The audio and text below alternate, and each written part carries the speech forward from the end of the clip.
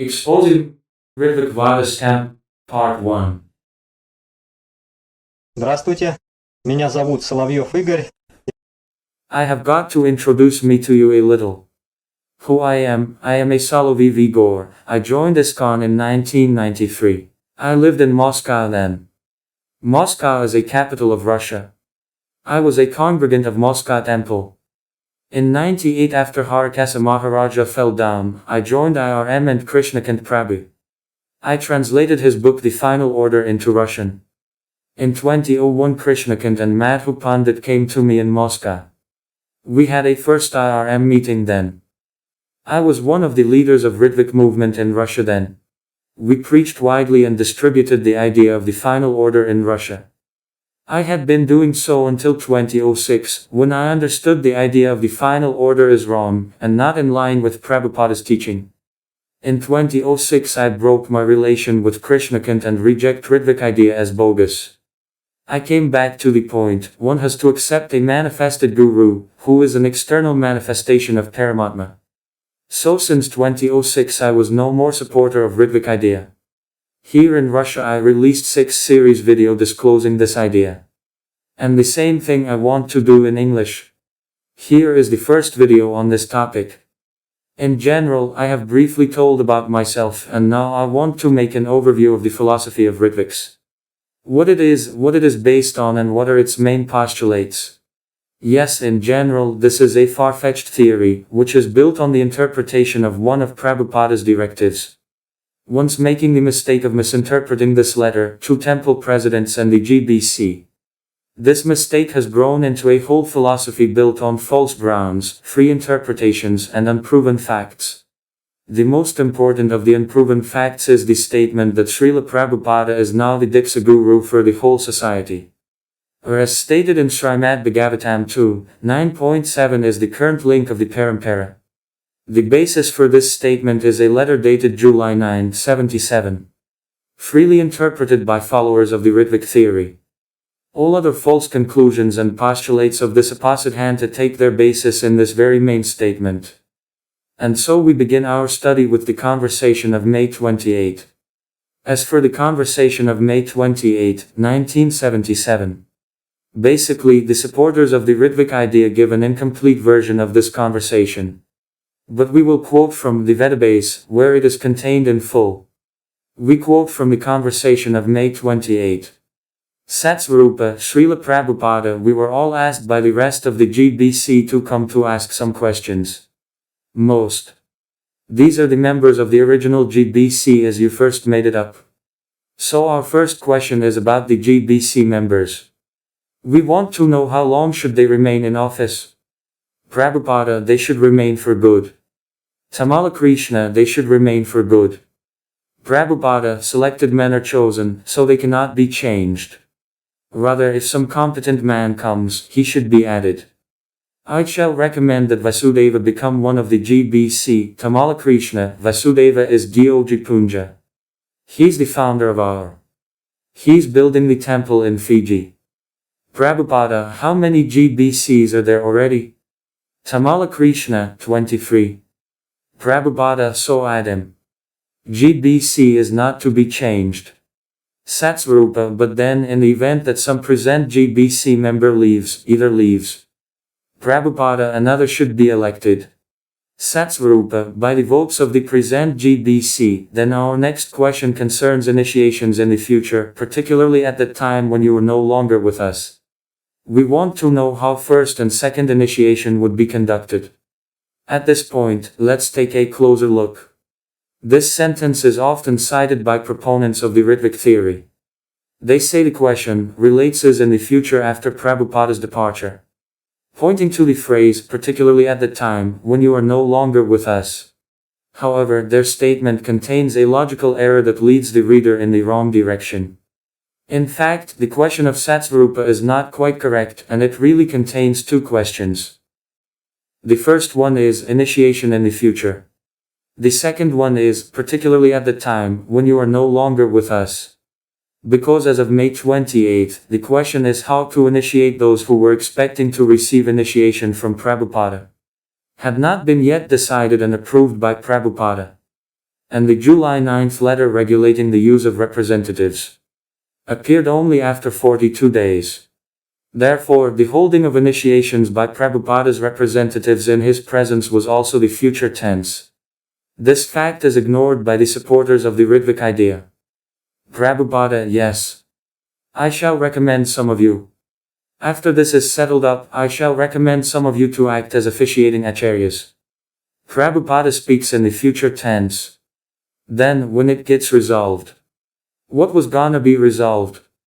Appointment of officiating acharyas, who will act on his behalf. That is, it means the time before Prabhupada's departure. Tamal Krishna, is that called Ritvik Acharya? Prabhupada, Ritvik, yes. Satsvarupa, then what is the relationship of that person who gives the initiation and the Prabhupada, he's Guru. He's Guru. In this answer by Prabhupada, it is quite clear that this is a Ritvik. Ritvik Guru. Prabhupada does not mean himself, it becomes clear from the context. Because Satsvarupa goes on talking on this point. Satsvarupa, but he does it on your behalf.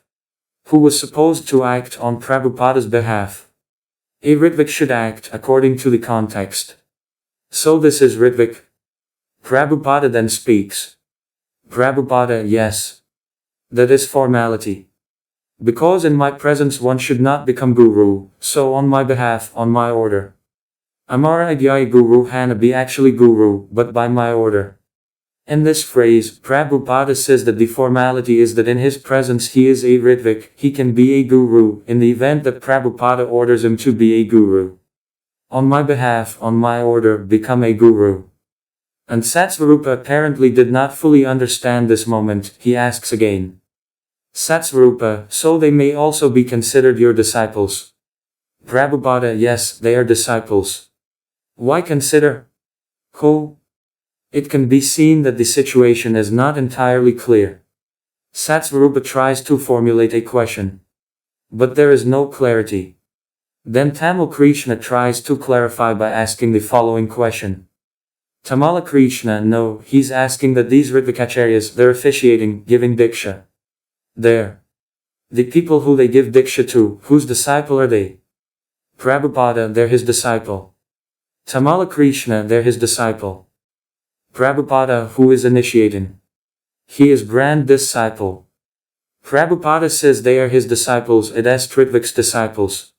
He is a spiritual grand disciple. Initiates on behalf of Prabhupada Acharya Ritvik. The one who is given diksha is a spiritual grand disciple. Accordingly, there can be a spiritual grand disciple only when there is a father and father of the father. Prabhupada says who initiates his spiritual grand disciple. Prabhupada does not mean himself. Because how can Prabhupada initiate his spiritual grand disciple? Here we are talking about a Ritvikacharya who is currently a Ritvik and then becomes a Diksha Guru. Who initiates his disciple? It is about the future time after Prabhupada's departure. Tamal Krishna, that's clear. Satsvarupa, then we have a question comes. And here Prabhupada makes it clear. Prabhupada, when I order you become Guru, he becomes regular Guru. That's all. He becomes disciple of my disciple. That's it. Summing up, Prabhupada said they are his disciples, that is, Ritvikacharya's disciples. Who initiates of his spiritual grand disciple. And then by his phrase, when I order. He explains the meaning of what was said. It turns out that in the presence of Prabhupada, they must act as representatives, acting on behalf of Prabhupada. And the disciples who receive initiations are the disciples of Prabhupada. After Prabhupada orders them to become gurus, they become regular gurus. And then the system will work under which spiritual grand disciple will appear. It means disciple of my disciple. Satsvarupa, next we have a question about the BBT. At present, no translation work is to be published without your seeing and approving it. So the question is there any system for publishing works in the future that you may not see? For example, we've heard suggested that the Padma Purana or the Sat Sandarbha may be translated. But what would the system be to ensure the Parampara if you would not personally see these translations? Prabhupada, that you have to examine expertly.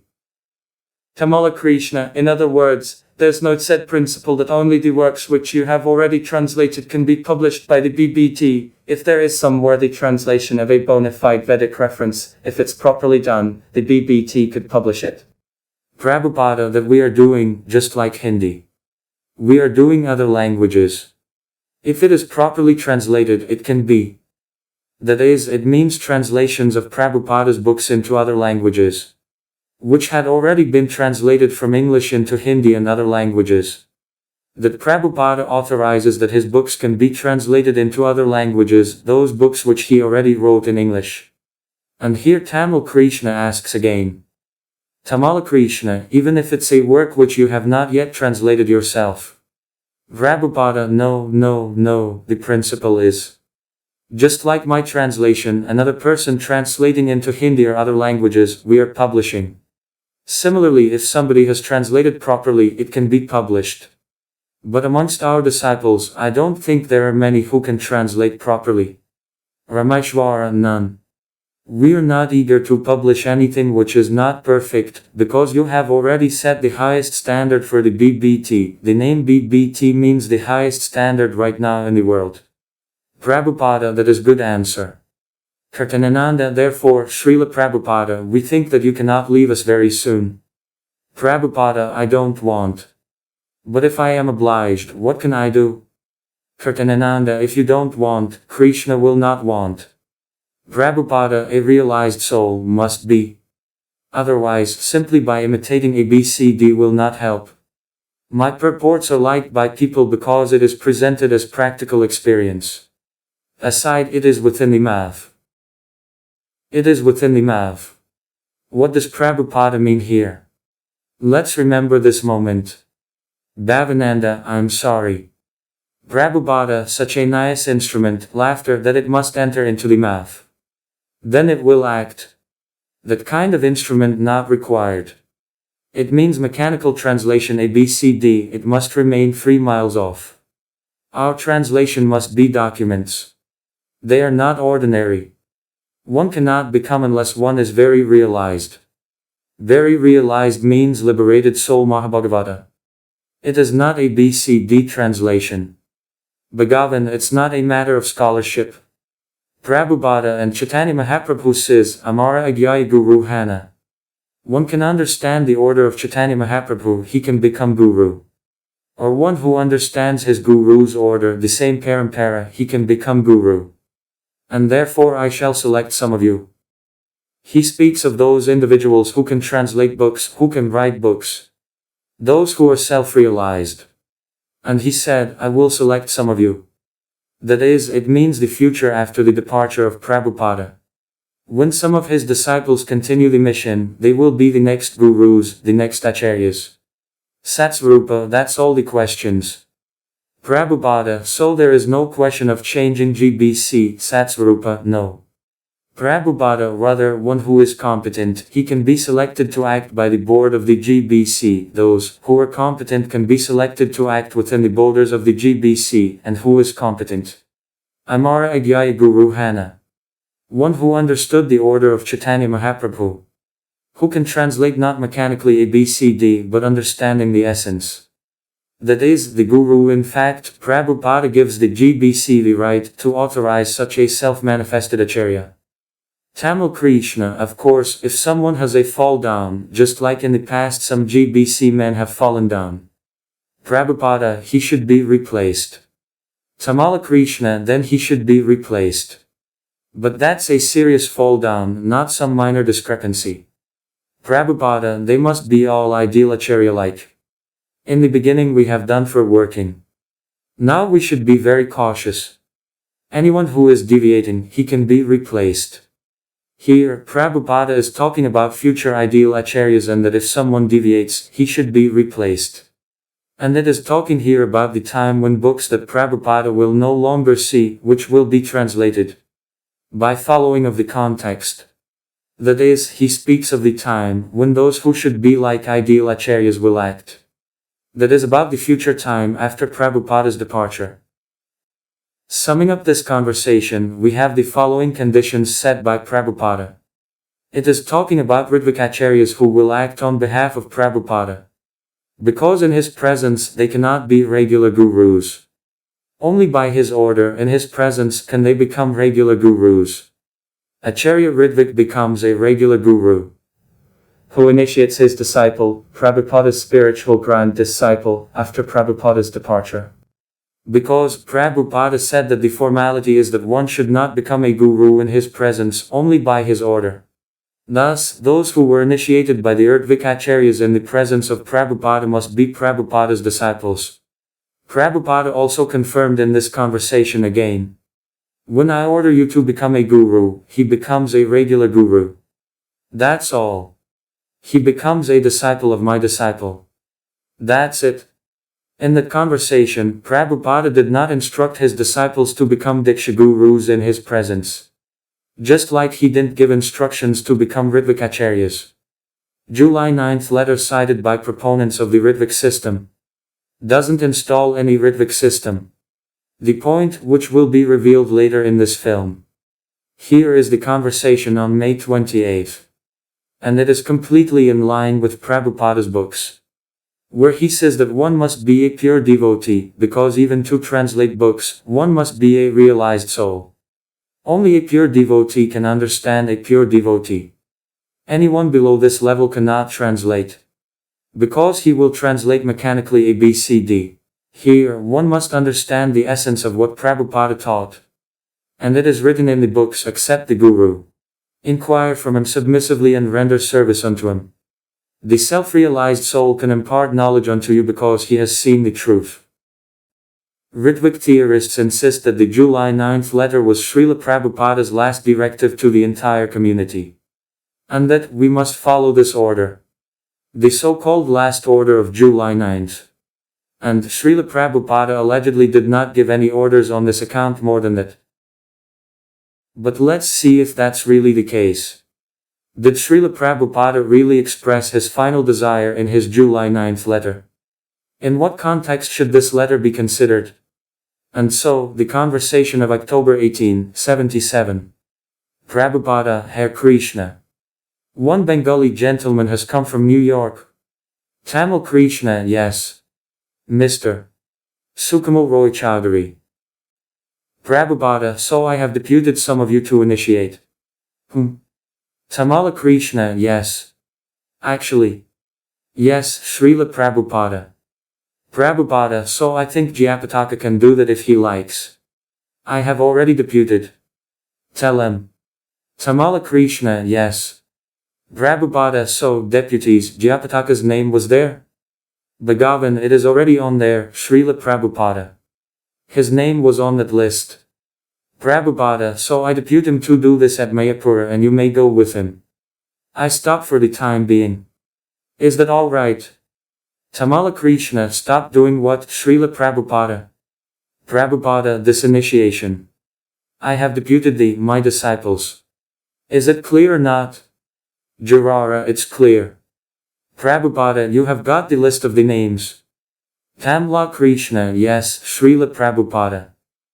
Prabhupada, and if by Krishna's grace I recover from this condition, then I shall begin again, or I may not be pressed in this condition to initiate. It is not good. Jarara, we will explain to him so that he will understand properly.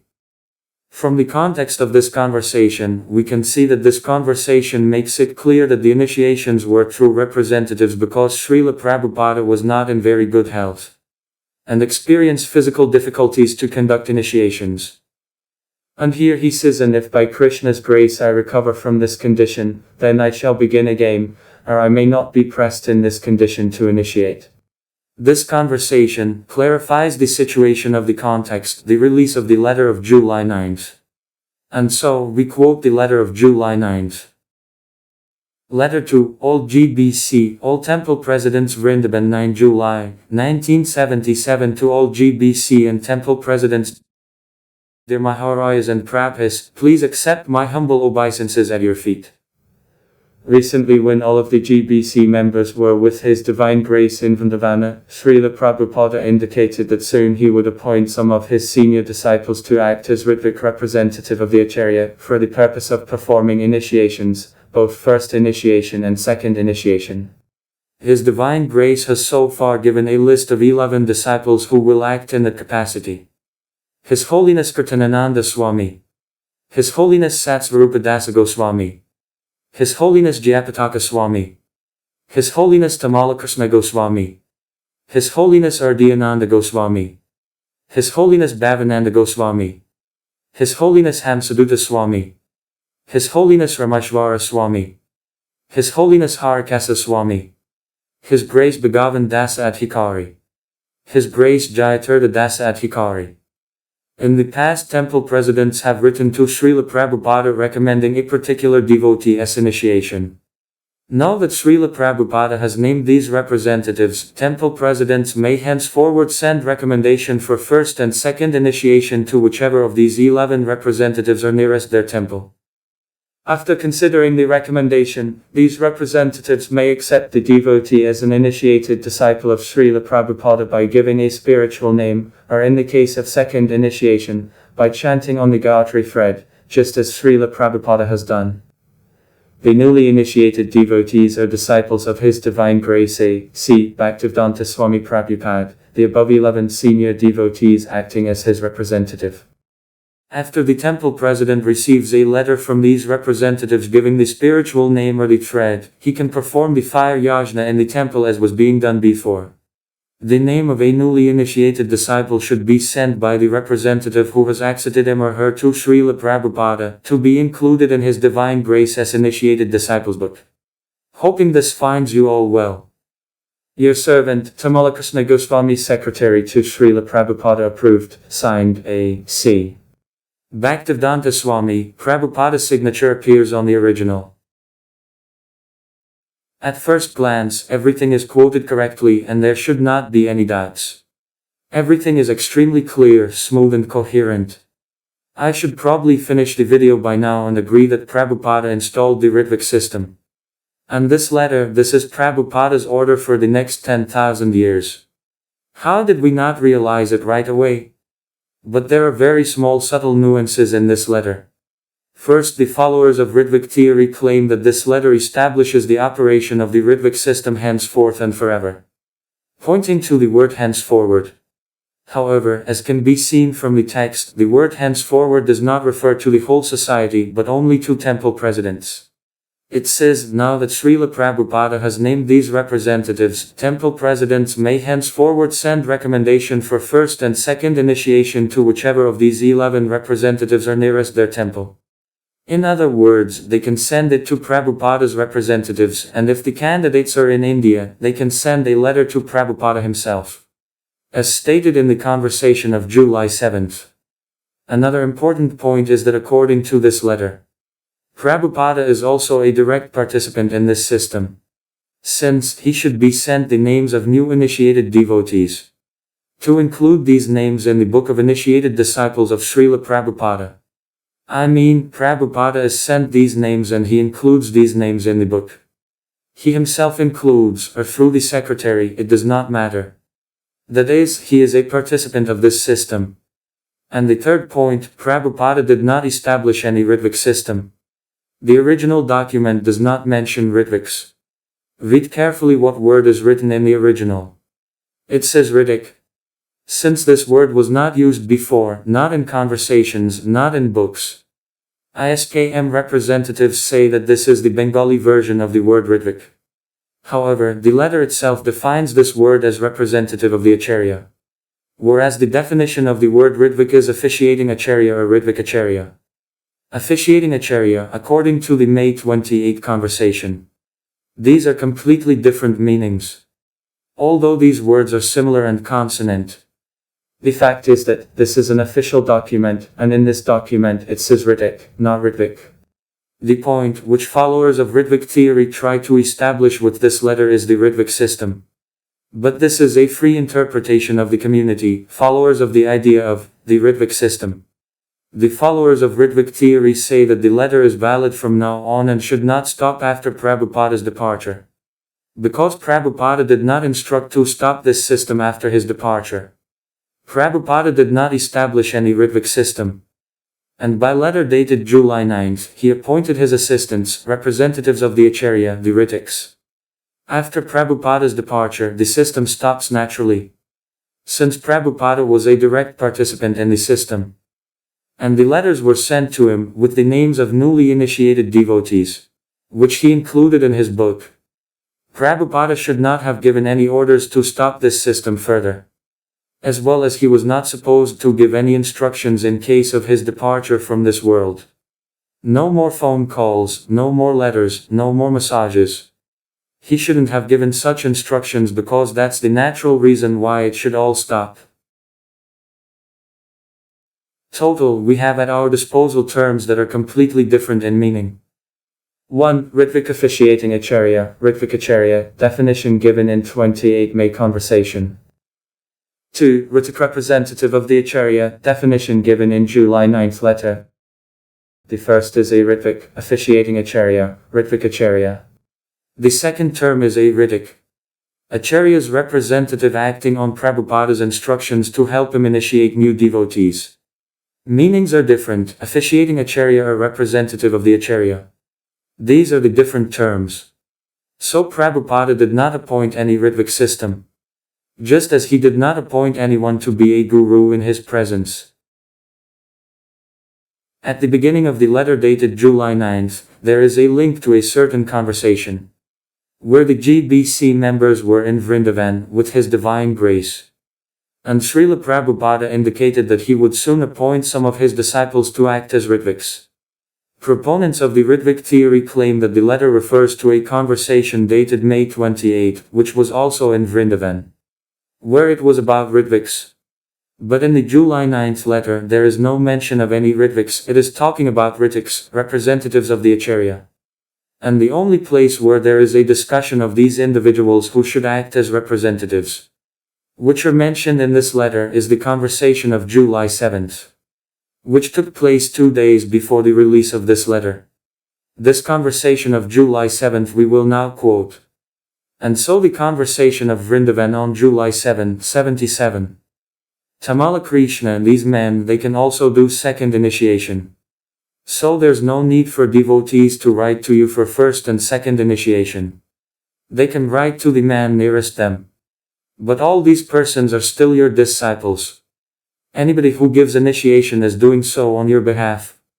Prabhupada, yes. Tamal Krishna, you know the book I am maintaining of all of your disciples' names. Should I continue that?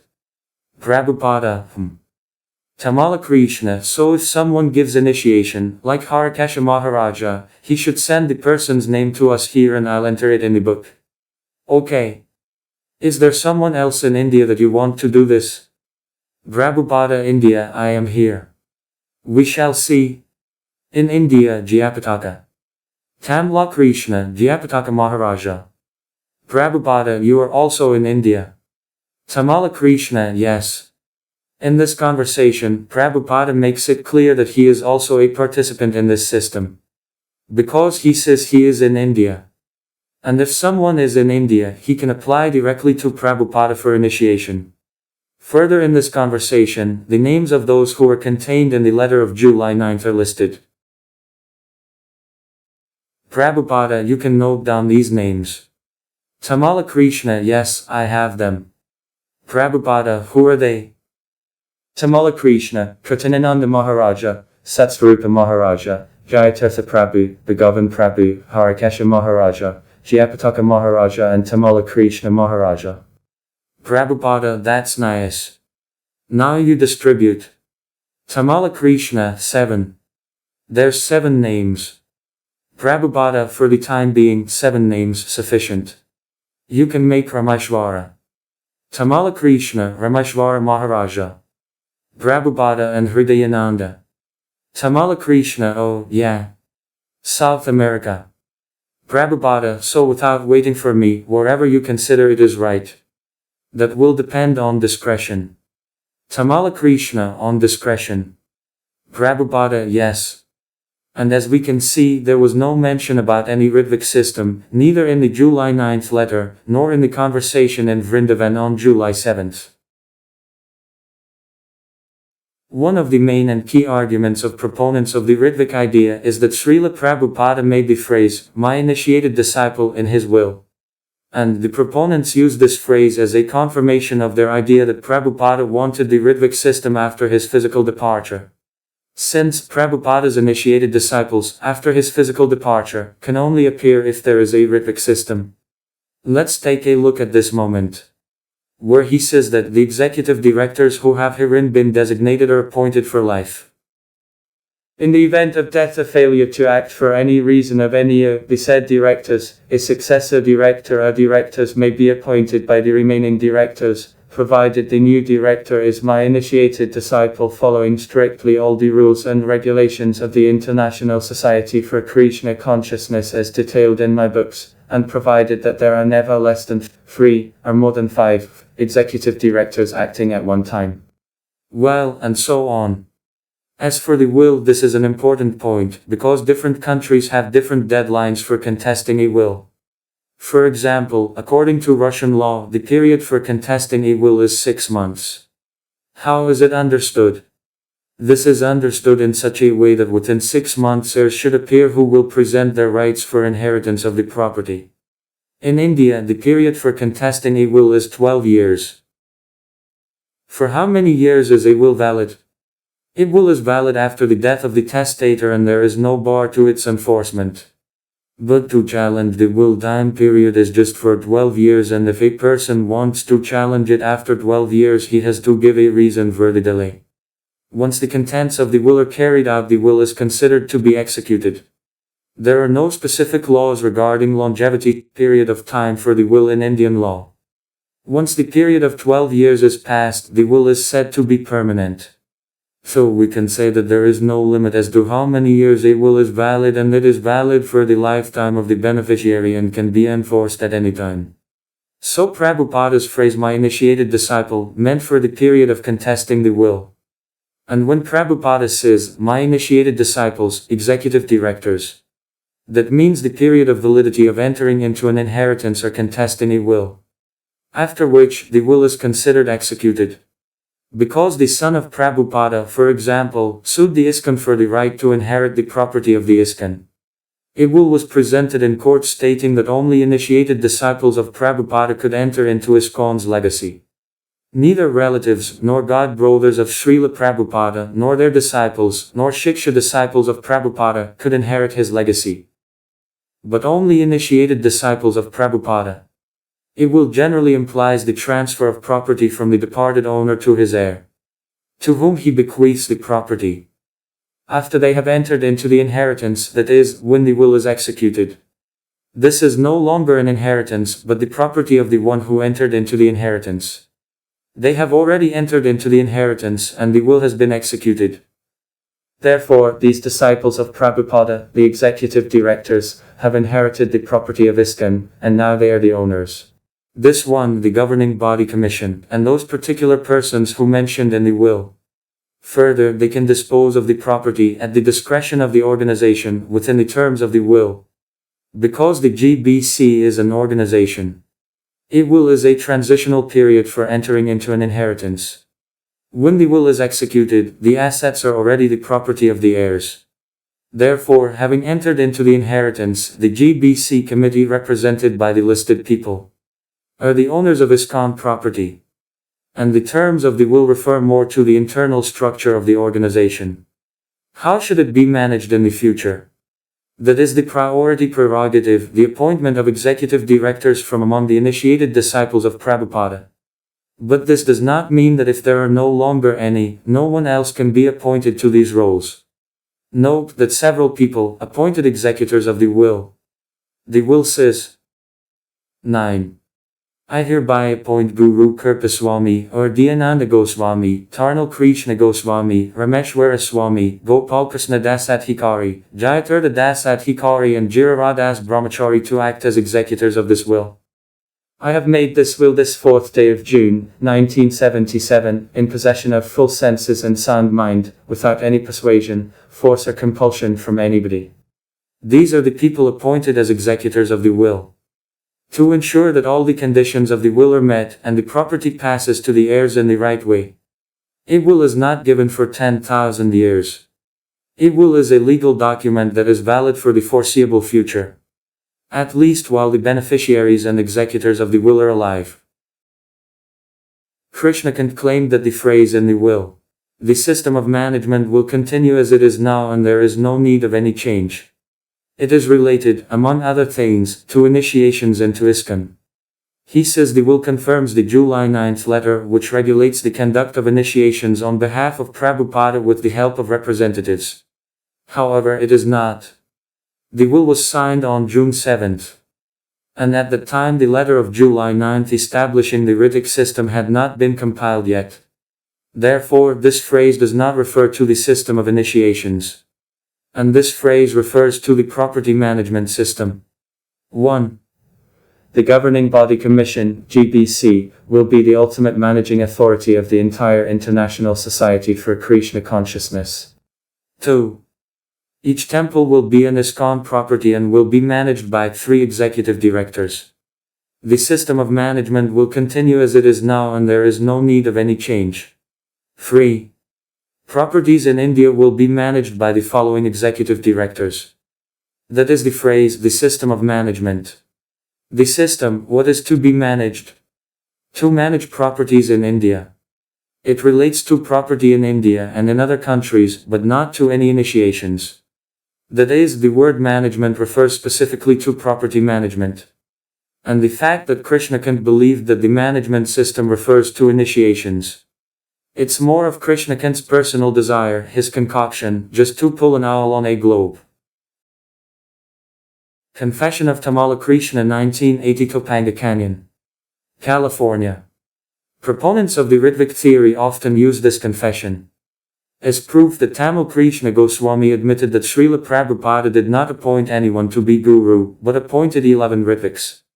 And gurus may be gurus after Prabhupada's departure, providing they have appropriate qualifications.